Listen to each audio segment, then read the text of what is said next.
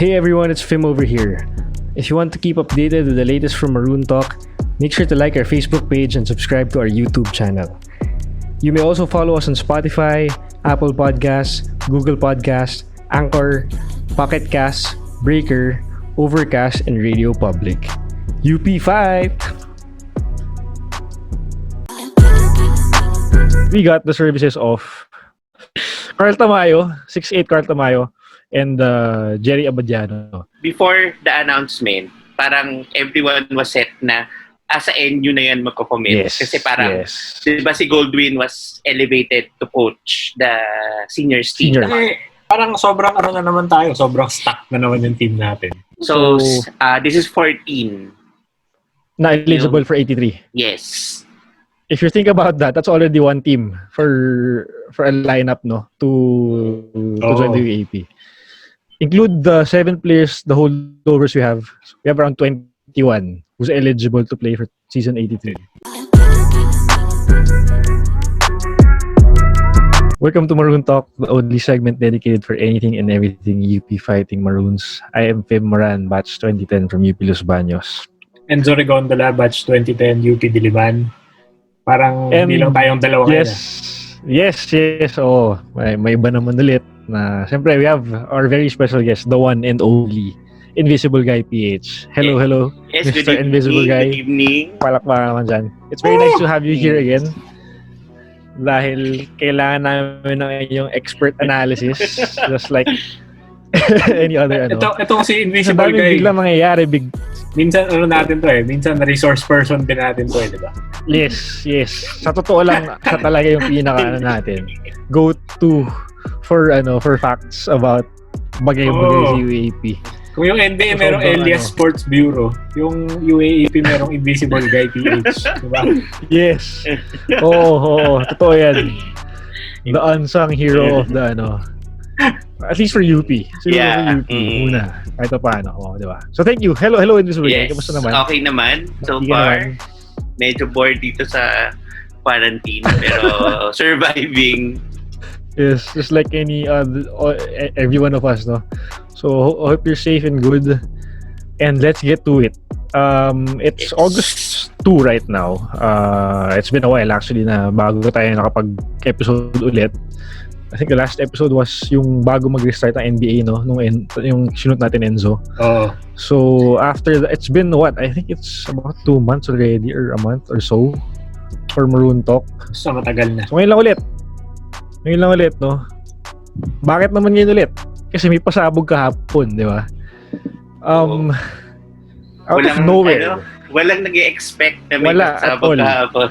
At all. Ano ba yung pasabog na yan? So out of nowhere, you were able to get commit from the that legendary back-to-back NU Bullpups team, back-to-back champion.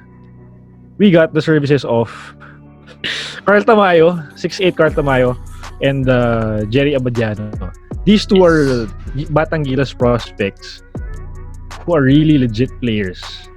They've been playing for the NU Bullpups for I think their whole high school life under Goldwyn Monteverde. And it definitely came as a surprise to everyone, the whole Philippine basketball world yesterday when they made the announcement. I was almost having lunch that time kahapon. Mga palats time na, mga 11 ganyan. Biglang nag-announce sila. I got it from Normie Riego, our colleague sa UP din, sa ABS-CBN. Kayo, paano nyo nabalitaan kahapon? Dahil ba sa akin? Oo, dahil sa'yo. Ako din. Dahil tinag mo kami, kaya namin nalaman. Yun, sakto. Sakto lang na napatingin ako sa Twitter. Then biglang pinost nga si Normie na yun. Kasi wala pa yung picture nung una. Yung text lang na Carl Tamayo and Jerry Abadiano commits to the UP Fighting Maroons. So doon pa lang, chinek ko agad kung fake news ba. So, biglang nag-post din sino ba? Si Navin ata. Philippine Star. Hindi yung picture na. Yung picture na magkakasama si sila. Si Navin yata yung unang nag-post. Yun. So doon ko nakita na legit talaga siya. Kasi yung Philippine Star, text lang yung yung post eh. So nung lumabas yung picture, sabi ko, okay, ito na nga, mukhang legit. Sobrang out of nowhere, sobrang unexpected. Kayo, anong naramdaman nyo nung nabalitaan nyo balita kahapon? Ikaw muna, Invisible Guy. Sige, ako parang konting background lang. Kasi parang before the announcement, parang everyone was set na sa NU na yan magko-commit. Yes, Kasi parang, yes. diba si Goldwyn was elevated to coach the seniors team, the college yes. team. So parang expected na ng lahat na syempre hindi niya pakakawalan yan. Mm-hmm. Then, pero parang medyo nagdududa na rin ako kasi walang formal announcement pa na they are committing. So parang, mukhang there's something kasi parang ang dali naman nung in-announce yung kay Goldwyn, if they will commit to NU, automatic yun, madaling mag-announce. Tapos yesterday, nung tinag mo kami, parang hindi pa naman ako paniwala. Totoo ba to? Tapos nung nakita ko yung picture, zoom ko pang maigi. Sila ba talaga? So parang sobrang sobrang unexpected to. Tapos syempre, big blue chip recruits talaga to. I mean, talagang I was really praying na may makuha tayo from the NU team na yan. And surprisingly, dalawa pa yung nag-commit. So I was very happy yesterday. Kumbaga, siya yung magandang balita amidst all the chaos na nangyayari ngayon. Kaya very happy ako yesterday. I'm sure like everyone else, no? Ikaw, Enzo? Ako, ang ano ko dito, parang na-realize ko na UP has made it as a parang destination school. Kasi honestly, hindi ako masyado aware dun sa dun sa kanilang high school, yung reputation ng high school sila. Pero nakita kong Batang Gilas player sila. And nakita ko yung reaction nyo. Naisip ko, parang legit na yung UP. Kasi kung dati to, siguro kahit 3 years ago, 4 years ago lang, yung mga ganyang player, pupunta yan sa Lasal, sa Ateneo, dun sa mga ganong schools, sa mga ganong basketball program sila pupunta. Hindi sa UP. Kumbaga, makakuha magaling yung UP, pero hindi yung ganong kagaling na, alam mo yun nga, national team player. And pero yun nga, as Invisible Guy said, blue chip recruit. So nakakuha yung UP, which is, it shows me that UP has made it.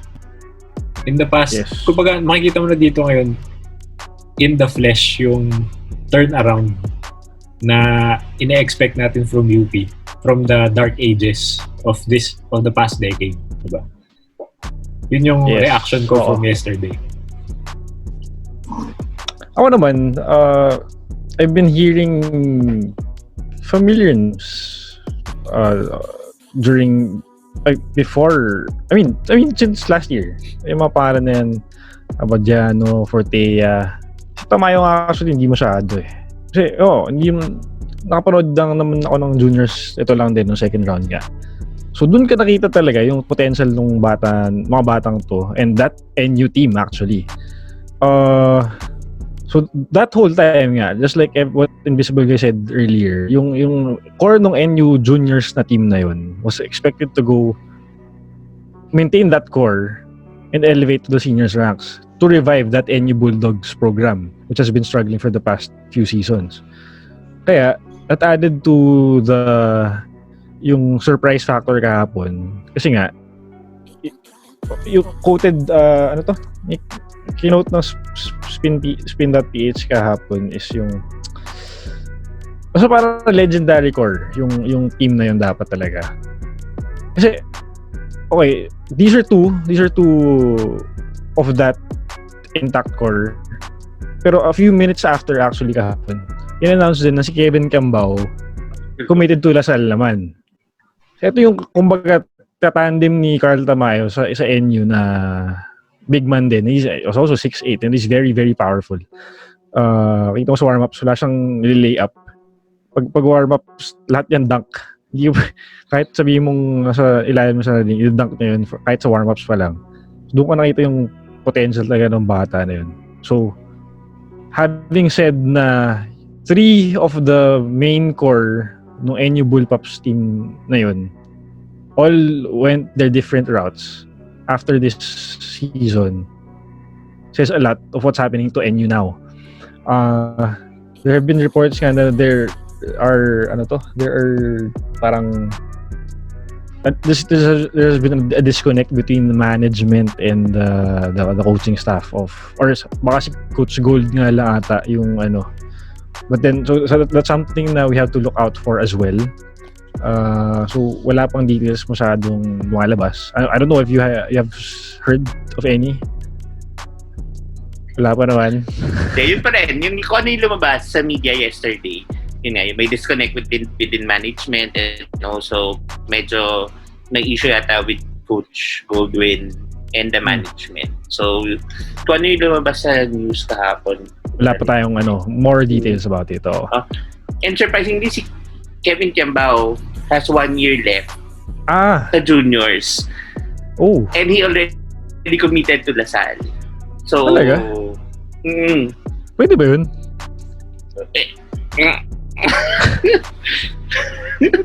Hindi mo tapusin yung 4th year o gano'n. I think maglalaro pa naman siya with NU, with School NU this year, pero he will go to LaSalle. Nag-commit na lang na maaga. Okay. Alright. Yun, that's it for at least the news yesterday, no? Let's head on to... Teka lang. I'd like to share my screen. Ano nyo dito? Ako, kinakabahan ako dito, honestly. Sa recruitment ng team natin, eh. Kasi, parang sobrang na naman tayo. Sobrang stuck na naman yung team natin. So, parang, may ating pag-usapan yan. Pagkita natin yung buong sige. Pakita natin lahat. Yung buong. Okay. Hindi, so ito na naman ipapasok ko. Pakita ko lang yung picture ng yan. Ito yung courtesy of Invisible Guy PH. Kita na ba yung screen ko? Yes. Yan. So, as of August 1, ito yung mga umalis na players within the past year and yung mga pumasok for the UP Fighting Maroons. So, ito, discuss natin ito before, yung mga nawala. Nag-graduate no season 82 was Janjan Haboneta, JB Mantilla, Jun Manzo, Gerson Prado, and JD Tungkab. We see here Pio Longa na may playing year pa siya pero hindi tayo sure kung babalik siya. But I think he was playing with the team nung PCCL. PCCL. Yan. So he's there. We'll see if he plays or what. Siyempre, ang isa pang umalis si Will Gozum, move to CSB. Okay, so ito yung mga nawala. And also kama natin yung dalawa, yung magkapatid na GDLs. Okay, ang clear na babalik ngayon for season 83 ay sila Bright, J-Boy Gob, David Morel, Kobe, Richie Rivero, James Spencer, and Noah Webb. So that's 7 players for you. Tama? 7. Yes. 7 players. And hindi pa tayo sure kung babalik talaga lahat yan. Parang wala lang tayong news. Kaya ina-assume natin na babalik sila. Yes. Kasi kaya natin in-assume kasi siguro sila yung naka-line up last season. Yes. No? Meron. Then, okay, so for the recruits na we've been having an abundance of the past how many months, ito naman sila. Saan tayo magsimula dito? Unahin natin yung actually, hindi ko alam paano. Sige, ito lang sa recruits. Now we have Jerry Abadiano, RC Kalimag, tama no? RC. Yes, RC. Anton Eusebio, tama? Antonio Eusebio, yes. Okay, Ethan Kirkness, Carl Tamayo. Ito mga tan, hindi ako familiar. We have Alonso Tan and Miguel Tan. Alonso Tan is from Canada. 5'7" point guard. Okay. Etong Miguel Tan yung sa Xavier. Yes. Oo, yung sa Xavier. Okay. Now, and also we have Sam Dowd, yung one and done natin from the US din, US, yeah. Yes. So we got transferees from Adamson, CJ Katapusan, Tama ba? CJ, no? Yes. CJ Dawson. And Brix Ramos from UE. Yes. For the transferees naman, we have Joel Cagulangan from LaSalle. Etong De Hoya, sino to? Sorry. Daniel De Hoya, anak ni Maki De Hoya. Sino? Ng former PBA player. Okay. Mm-hmm. Hindi ako familiar dyan. And Malik Juf, na nakita ko sa Mega Mall last week. Kasama sila Paul. Sobrang laki niya. And etong recently lang ulit, si Jan Cork Cabahog from the UV Green Lancers. Jan Cork. Ganda ng pangalan niya. Tama ba ako? I mean, this is Cabahog from sa Cebu eh. I mean, is it the same clan of yung mga shooter ganyan? Sila din ba to? May napanood akong parang feature sa kanya. Family sila ng players, ng basketball players. Malamang yun. Oo. Kung saan nanggaling sila Patrick Abahog and the likes. Okay. So, from the Team B naman, who played na sa PCCL last time, this year, was Enzo Batad.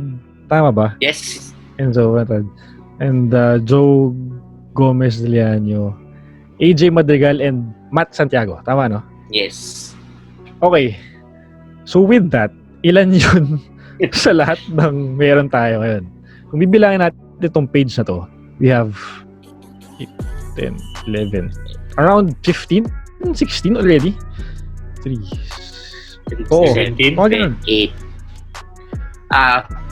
14 yung pwede maglaro sa season 83 kasi yung mga transferees na magre-resident yung apat. So they will redshirt para this next season. Etong apat na to, no? Etong apat. Okay. So this is 14 na eligible for 83. Yes. If you think about that, that's already one team for a lineup, no, to join the UAP. Include the 7 players, the holdovers we have. We have around 21 who's eligible to play for season 83. Yes. Diyan papasok ngayon yung tanong ni Enzo, which is ano mangyayari sa team natin? Kasi hindi pa rin tapos yung recruitment period. Yun nga, diba? Exactly. Hindi pa tapos yung recruitment. So, pwedeng madagdagan pa yan ng, alam mo yun, magkaroon pa tayo ng more big names in high school basketball na malilipat ng college. Or, alam mo yun, nalilipat sa UP from other schools. Hindi natin alam. Mm-hmm. Pero, yun nga, napanood ko na tong sining to, nabasa ko na itong librong to last year, diba? Last year, ganito rin tayo. Nakuha natin si Kobe tsaka si Richie. Tapos, ano nangyari sa atin? Stuck yung team natin. Pero, nagkaroon ng chemistry issues. So, result, parang okay pa rin. I mean, relatively successful season. Pero, it's not what we expected, di ba? Yes. So, the question again is, with all of these big names going to UP, paano mo babalansehin na naman yung minutes among them? Baka magkaroon na naman ng ganong issues. Di ba? Yun yung biggest burning question para sa akin. Ano mangyayari sa team natin? Sino yung magiging parang starting 5 and yung siguro yung 5 bench players na magiging rotation mo? From all of these guys na, alam mo yun, parang lahat to magagaling eh. Lahat to pwede mag-contribute talaga eh. Mm-hmm. Yun. So, syempre, nung nabasa yung balita kahapon, siguro around 2 hours of excitement for every UP fan. But then eventually, naisip ko na yung tanong ni Enzo bigla after that. With the realizations na, paano naman i-maximize or i-optimize ng coaching staff for all these talents, deep talents, to bring out the best of the whole team, no? Well, honestly, siyempre, hindi natin masasagot yan ngayon. But, yung nakita kong parang silver lining lang with all this, with this issue is, it's just gonna get the competition more higher within practice. So, if you're like a holdover from last season, you can't expect yourself to be a shoe-in the lineup ngayon or in the coming seasons. sa ano. So you really have to step your game up sa ngayon kasi I mean, kung na-line up ka last year, hindi na and wala kang ginawang bago sa game mo this coming season. I'm sure hindi ka ma-line up kasi yun nga, ang lalim na ng talent pool ng UP ngayon. So if you don't show up and step up, I'm sure hindi ka mako-consider to alam mo nasa team ka. So that's one thing na tataas yung level of competition sa practice. That's the thing I see. How about you, Mr. Invisible Guy? Ako yesterday, syempre parang ganun din. Parang na-excite ka tapos na-realize mo na ang dami na namang players na mag-aagawan for minutes. Pero looking at Jerry and Carl, kulang kasi sa players natin for next season is really a good point guard and a backup na center. Yeah. Kasi kung titignan natin yung bigs natin, ang natira lang would be Bright, Goff, Noah, then our very raw Ethan Kirkness. O nga pala, si Kirkness pasok na. Sila lang. So parang Card would definitely be a good addition to that pool of bigs. Yes. On the point guard position naman, doon talaga tayo halos nawala. Kasi nawala si June Manson, nawala si JB Mantilla, mag-skip si Juan, nawala si JD Tongkab. So, Doubt was is a one and done, pero parang very small. So, parang syempre galing US, so hindi natin alam yung capabilities din. So, Jerry would really be a good fit for that position. Yes. So, parang they will be, yes, they are additional talents, pero they will be going to the positions that we are lacking talaga. Yeah, oo. Considering, inisip ko kahapon, paano yung laro ni Jerry Abedano when I was watching him nung early this year. And from what I recall, he's the type of point guard na hindi talaga first option to score. Kung di ko nagkakamali this is what I saw with him. Kasi sa team nila, you have Terence Fortea and the others to do all the scoring. So, kung di ko nagkakamali, from what I remember, he's more of the floor leader, floor general type of player when it comes to that NU Bullpups team. But then again, when he has to score, he can score. Ang averages niya nung finals last season is double figures pa rin naman. 11.3 points, 3.2 rebounds, and 2.3 assists, and 1 steal per game. When they swept that whole tournament. Same goes with double-double naman si Carl Tamayo. Ito finals to he was a finals MVP actually. Carl Tamayo was a finals MVP. Averaging 12.6 points on 45% shooting with 10.4 rebounds. So, as we've been saying, these boys are legit. Yung point guard problem would be solved. I mean, syempre, galing sa juniors, he'd still do some adjusting, whatever. But then, with the type of caliber na he has as a player, I mean, I'm sure he'd adjust easily. So tama, good point on that. Sa positions na kailangan natin, pasok yung dalawa agad. So, and si Carl Tamayo kasi he plays like the modern big man as other people have been saying. So he can shoot from outside, he can dribble, and he's very mobile, kumbaga, unlike actually si Kai Soto ganun rin Pero yung galaw niya is very, kumbaga, something na we haven't really seen from any UP player before na big man. Yun sabihin ko. Actually, yung tanong ko din kung mag-fit ba sa modern game yung laro ni Tamayo as a big man. Kasi concern ko nga yun na let's say si Bright, laro niya old school old school big man yung playing style niya, na yung ibang foreign bigs ng ibang schools parang hindi na ganun yung laro, and on those aspects parang na-outplay si Bright. So yun, parang after moving on from Bright in the coming years, makakapag-transition ba yung team to a more modern center. And I think okay naman. Yes. Yeah, we have a good start for this one. At least we have the pieces in place for those two. Ano pa ba?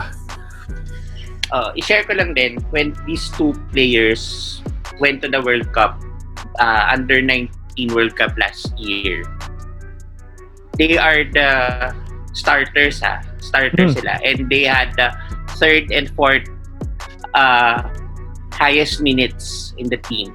Only yung dalawang players na mas maraming minutes ang sa kanila is Dave Ildefonso and Kai Soto. Okay.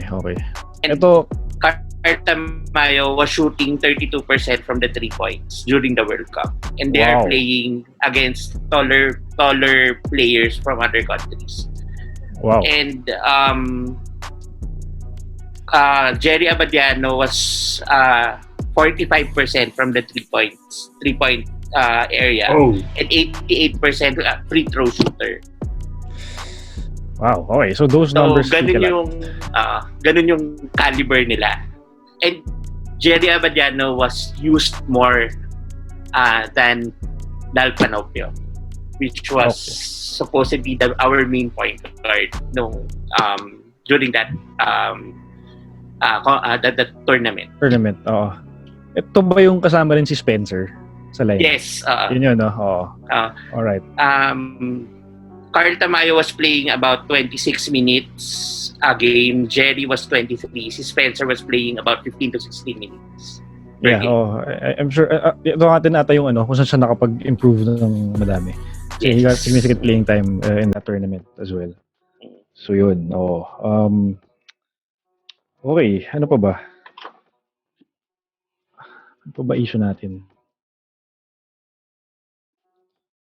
Hirap po tayo.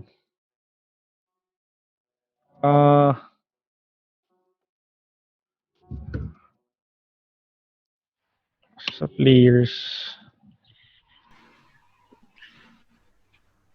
Sige, let's talk about the other ones. Siguro hindi pa familiar sa most fans, even me actually. Are these names, kunya sila, ito yung dalawang tan.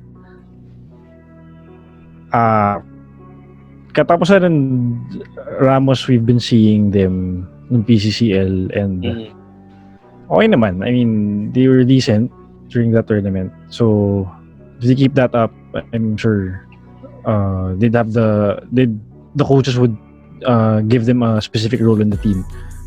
If I'm not mistaken, si Brix Ramos ang nag-starting point guard noon ng PCCL. Yes. Backed up by Joe. No? Yes. And so far, I like what I saw naman. I liked what I saw kay Brix Ramos. He was very steady. He was very...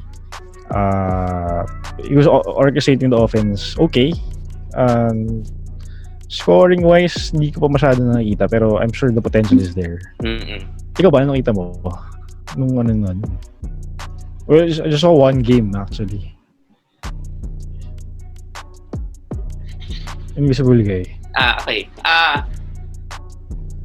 Very steady man si Brix eh. Parang si Brix is very relaxed. Hindi siya yung nakikita mo ang magpe-pressure, nape-pressure agad. Kaya parang it rubs off to his teammates.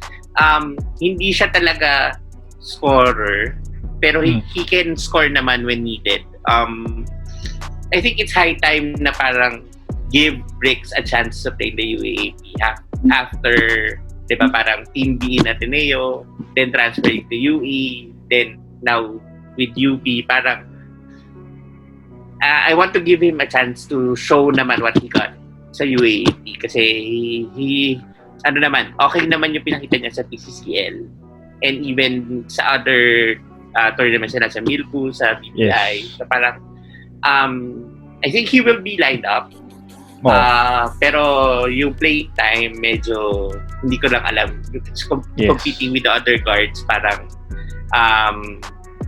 he might be given some playing time, pero he will not be the main point guard. Yeah, Actually, yeah, based from what Invisible Guy said, he deserves na nga rin naman siguro a shot at the UAP. So, if he makes the final lineup, we won't really be surprised, no? Yes. But the problem nga lang din is medyo may loaded na talaga yung guards positions for that lineup. Pasok mo pa si Abadiano and Dowd. So, maging puno na naman to. And if Joe Gomez Diliano even makes it there, isa pa yun. So, again, it begs the question na sino ang mag-final lineup dito sa pool na to, and how will they base everything from that? No? Siguro, pwede mo tignan din na ano lang sila. In the bigger picture, rookie lang sila. So, kumbaga, tignan mo season 83, first year lang sila. So, nandun pa sila sa bottom of the depth chart, kumbaga. Siyempre, kung a position of need, like point guard and center, baka pwede sila umangat. Pero, ako sa tingin ko, itong nasa S83 rookie recruits na to, pwedeng hindi pa natin makita most of them next season. Agree. Okay. Baka si Dowd malamang maglaro yan. Yung Team B malamang may makapasok dyan. Pero bulk nitong rookie recruits na to, baka wala pa next year. Siguro season 84 onwards pa sila mabababad. Because yun nga, first year lang sila. Marami pa silang oras dyan. So they can still work their way up the rotation. Very good point.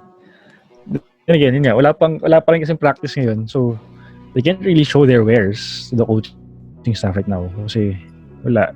I don't think any one of them are actually playing legit basketball sa ngayon kasi bawal din naman talaga. So we'll see if ever it does push through in Feb. I don't know. We'll see. So if ever may plano ang ganun, dapat December magpa-practice na sila ganyan. But by the looks of it, I have no idea at all. So, wala pang bakuna nun. Wala pa. Okay. Yan. So this is what we have right now. We have around, can we say 30 players in the pool? 20 plus siguro. 20 plus right now in the UP Fighting Maroon training pool for season 83, quote unquote. So very interesting times ahead for our team once again. We still have yet to see when they're gonna get back together and really practice and do whatever they have to do to make the lineup. But another good thing here is we have also an improved coaching staff din nga naman pala. If you remember correctly, we have Coach Ronnie Magsanok already and Benji Paras, diba? And Javi Nunag in our bench right now. So hopefully that does wonders as well to our system, our program, which we've been lacking the past few seasons na naman. I mean, that's why they got the help kasi they acknowledge na may problema sa sistema. And that's very good.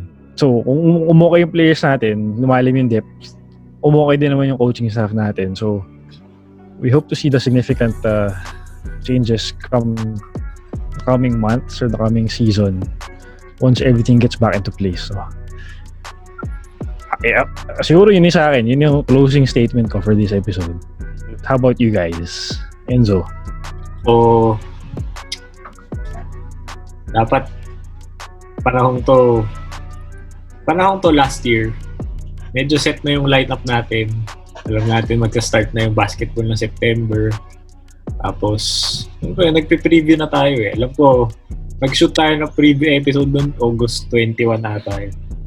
Pero, yung mga ganong panahon, parang, yan nga, alam na natin kung anong mangyayari, more or less.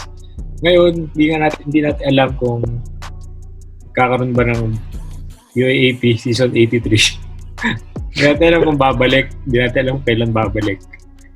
So, buti na lang may nangyayari sa team natin. Sobrang unexpected nga nito.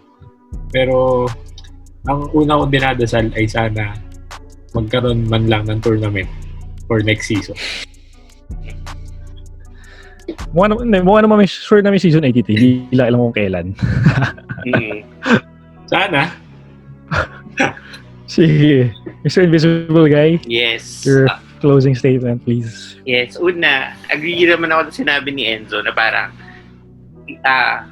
happy with the pool na meron tayo ngayon, pero we're still uncertain kung kailan ba talaga mag-start yung game. Okay, tama naman na supposedly start ng UAP September. So dapat next month supposedly may games na, pero with the pandemic talagang mukhang hindi talaga mangyayari. Pero sana agree din ako na sana magkaroon. Sana, because that's what we are looking forward to since March, na magkaroon ng live games. And sana kahit wala ng audience, matuloy na lang. Di ba? Parang saang network pa pala siya ipapalabas. Yun pa yung yun pa pala yung problema ngayon. So, hopefully, everything will be ironed out. Sana as early as possible. Kung Feb nga, sana January para at least Happy New Year to everyone, di ba? So, sabi rin natin kanina, yung pool full of talent. So, sana ma-maintain natin yung ganitong pool na good problem na nahihirapan tayong pumili kung sino ba yung ila-line up. And dagdag ko lang na malaking pasalamat natin kay Tita Mary Ann sa pag-convince kay Carl na tumuloy, na pumunta sa UP. Malaking yung tita ni Carl Tamayo na alumnus ng UP. Yes. Thank you po. Thank you, Tita. And also, with the rookies coming in, hindi lang kasi yung skills nila yung dadalhin nila. Let's remember, Carl, si Jerry, come from a very successful high school careers. Champions tong mga to. Si Kabahog came from the UV Lancers na part siya ng two-time na back-to-back champion team. So parang yung winning attitude and leadership nandun sa players na to, which we want to cultivate dun sa team natin. So hindi lang yung skills na dadalhin nila, pero yung attitude, the winning attitude, and also the leadership na kaya nilang ibigay sa team, yun yung importante. Kaya very happy tayo na makuha tong players. Yes. Very good points actually. Something I missed out kanina. These players aren't pushovers. Ang UPS, di ba, sanay naman talaga dati nandi galing sa mga magandang basketball program ng mga players eh. So now we get to have those types of players joining our team, and that speaks volumes of what Coach Bo did before, which is to change the culture, no. So the sustainability in this program has been really great. So having these types of caliber ng players just really does wonders to at least the UP culture in terms of basketball. So if we get more players like this, yung kumbaga may tawag doon, so yung championship pedigree. Yan. Yung mga, kasi yung mindset pa lang nila, iba yun sa normal, o yung nakasanayan na UP culture sa basketball, which is yung down, yung not really meant for excellence in that. So these players are known winners. They know the right mindset to have when it comes to winning championships. So that's very, very nice for us. Yun. That's it for this episode. I'd just like to congratulate Enzo ulit for signing that role. Thank you. Legit na po siya na abogado sa ngayon. So, pwede na siya puntahan. Pwede na po siyang notaryo. Di ba? Wala pa akong komisyon. May application pa yun. Ano ba next step niyan? Basta ina-apply pa yun eh. Yung notaryo. Pero wala pa ako nun. So, pero pwede ka na mag-practice on your own? Oo, pwede na. Yun, pwede na. Okay. Technically. Yun. Congrats, Zoe. Thank you. thank you, Invisible Guy, again for joining us tonight. Maraming salamat for gracing us your presence. Kaya lang, nag-freeze ba siya? So, sobrang saya niya. Yes. Nag-freeze siya. yun lang. Nag-freeze. Okay. Anyway, thank you again, Zoe, Invisible Guy. This has been Maroon Talk. Na-miss namin kayo. If you guys watch this again, exciting times ahead. I'm very happy na may ganap na nangyari bigla sa team natin, no? So, hopefully meron pa ulit na dumating ng mga ganitong balita in the coming months, no? So, thank you everyone. Stay safe. Maraming salamat. This has been Maroon Talk. Goodbye.